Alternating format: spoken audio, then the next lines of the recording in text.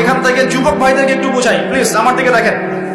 দাজ্জাল খুব ভালো করেই জানে যে তার এই বিশ্ব শাসনের পথে বাধা হচ্ছে মুসলিমরা। কারা? আর সে খুব ভালো করেই জানে মুসলিমদের মধ্যে সবচেয়ে বেশি বাধা হচ্ছে যুব সমাজ।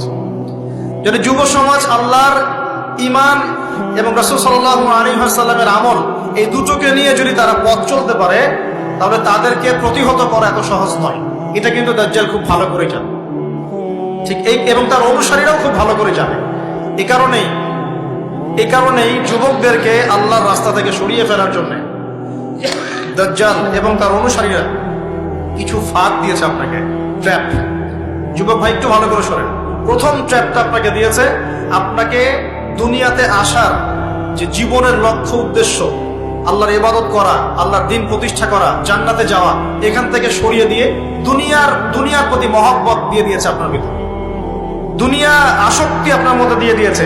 সারাদিন চিন্তা, একটা চাকরি, একটা ব্যবসা, একটা বাড়ি, একটা গাড়ি, একটা স্ট্যাটাস, অলওয়েজ এই ফিকিরটা, এটাকে আমরা ইংরেজিতে বলি ম্যাটেরিয়ালিজম বা বস্তুবাদিতা। এই বস্তুবাদিতা আপনার মধ্যে ঢুকিয়ে দেওয়া হয়েছে। খুব সতর্ক থাকবেন, এক নাম্বার।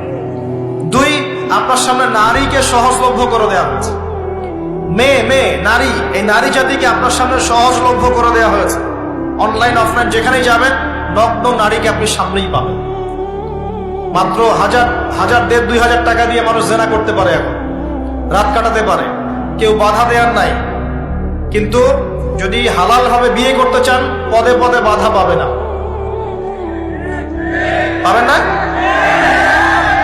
হালাল ভাবে বিয়ে করতে চাইলে পদে পদে বাধা পাচ্ছেন, কিন্তু জেনা করতে গেলে আপনাকে কেউ বাধা দিচ্ছে না।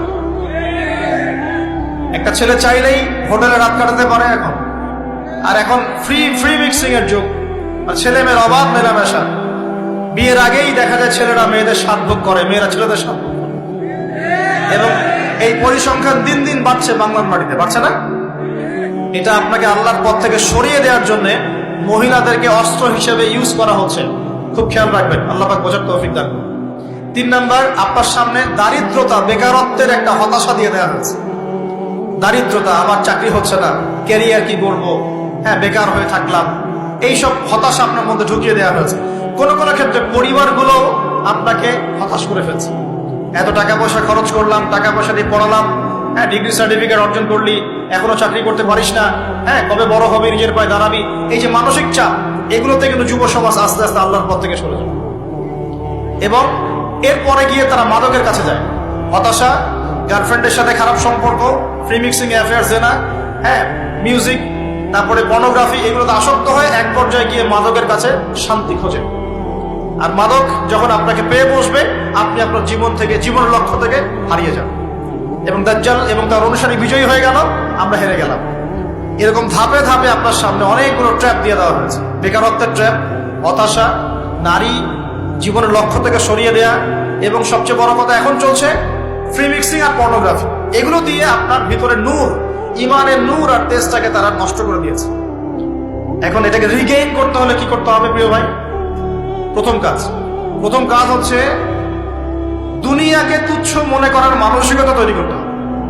দুনিয়া ক্ষণস্থায়ী, তুচ্ছ। আমি এখানে থাকতে আসি নাই চিরদিন, এখানে আমার কিছু দায়িত্ব আছে। ওয়ামা খালাকতুল জিন্না ওয়াল ইনসা ইল্লা লিয়াবুদুন, এটা আমার দায়িত্ব। আর আরেকটা দায়িত্ব হচ্ছে হুয়াল্লাযী আরসালা রাসূলাহু বিল হুদা ওয়া দীনিল হক লিইয়ুযহিরাহু আলা দীনি কুল্লি, এটা আমার দায়িত্ব। আমার দায়িত্ব আল্লাহর ইবাদত করা, আল্লাহর জমিনে আল্লাহর দ্বীনটাকে প্রতিষ্ঠা করা। এই দায়িত্ব পালন করতে গেলে আমাকে প্রথমে জ্ঞান অর্জন করতে হবে। অতএব যুবক ভাইদের প্রথম কাজ হচ্ছে দ্বীনের জ্ঞান অর্জন করা। কি করা ভাই? দ্বীনের জ্ঞান অর্জন করা। আপনি যে লাইনে পড়াশোনা করবেন, কিন্তু পাশাপাশি অবশ্যই দ্বীনের বেসিক ফান্ডামেন্টাল জ্ঞান অর্জন করতে হবে। পারা যাবে তো ইনশাআল্লাহ? এরপর বেশি বেশি নেক আমল করবেন, নবী সাল্লাল্লাহু আলাইহি ওয়াসাল্লামের সুন্নত মোতাবেক জীবনটা গড়ার চেষ্টা করেন। 2, 3 নাম্বার, হালাল খাওয়ার চেষ্টা করবেন, হারামের দিকে যাবেন। ঠিক আছে? 4 নাম্বার, হালাল রিজিকের ব্যবস্থা হয়ে গেলে বিয়ে শাদী করে ফেলবেন। জেনার ধার কাছেও যাবেন না। হালাল রিজিকের সোর্স হয়ে গেলেই বিয়ে করে ফেলবেন।